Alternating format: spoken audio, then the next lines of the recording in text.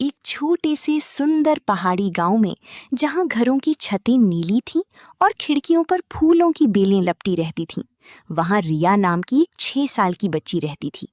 रिया के बाल हमेशा 2 पिगटेल्स में बंधे रहते और उसकी आंखों में हमेशा एक नई शरारत चमकती थी। लेकिन रिया कभी अकेली नहीं थी। उसके साथ हमेशा रहती थी मिमी, एक गुंड मुठोल सफेद रंग की बिल्ली जिसकी एक आंख नीली और एक सुनहरी थी। मिमी कोई आम बिल्ली नहीं थी, वो अपने आप को उस घर की रानी समझती थी।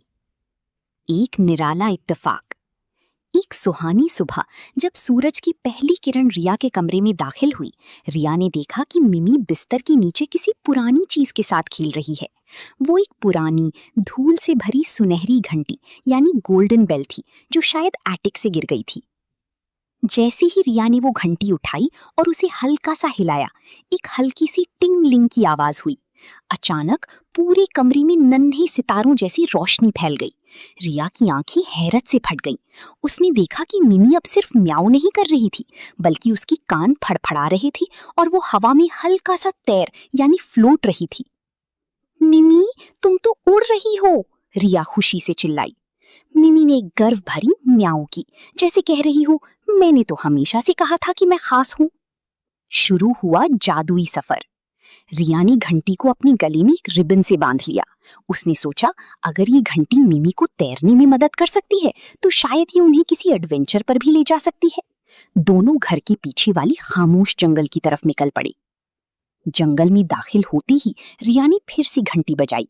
इस बार जंगल की पुरानी पेड़ों ने अपनी टहनियां ऊपर उठा ली और एक रास्ता बन गया। रास्ता उन्हें एक ऐसी जगह ले गया जहां घास चमक रही थी। वहां उन्हें एक छोटा सा खरगोश मिला जो उदास बैठा था। उसका नाम गोलू था। गोलू की मुश्किल ये थी कि उसकी प्यारी गाजर एक गहरी खाई में गिर गई थी। फिक्र मत करो गोलू, रिया ने हिम्मत से कहा। मिमी, क्या तुम मदद कर सकती हो? मिमी ने हवा में तैरती हुई नीचे गई और अपनी नरम पूंछ से गाजर को लपेटकर ऊपर ले आई। गोलू उसे देखकर खुश हो गया। मुश्किल और सीख। दोपहर होने को थी, तभी अचानक मौसम बदलने लगा। काली बादल छाई और हल्की बारिश होने लगी। रिया थोड़ा डर गई क्योंकि वो घर से काफी दूर निकल आई थी। मिमी, हमें घर वापस जाना चाहिए, रिया ने घंटी बजाई, लेकिन इस बार घंटी की आवाज तो धीमी थी।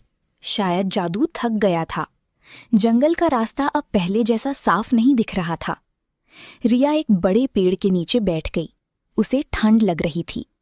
तभी मिमी ने देखा कि रिया परेशान है। मिमी ने अपनी शरारत छोड़ी और रिया की गोद में आकर बैठ गई।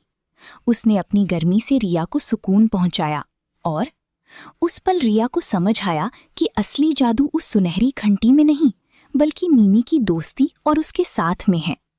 जैसे ही रिया ने ये बात कही, मिमी की सुनहरी आंख चमक उठी और जंगल की एक दिशा में भागने लगी। रिया समझ गई कि मिमी उसे रास्ता दिखा रही है।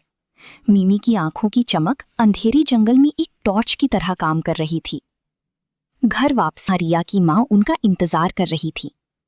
रिया, मिमी, कहाँ थे तुम दोनों? माँ ने मुस्कुराते हुए कहा। उस रात जब रिया सोने गई तब मिमी उसके पास आकर सो गई। कहानी का संदेश, मॉरल। असली जादू दोस्ती और एक दूसरे पर भरोसा करने में होता है, किसी बाहरी चीज में नहीं।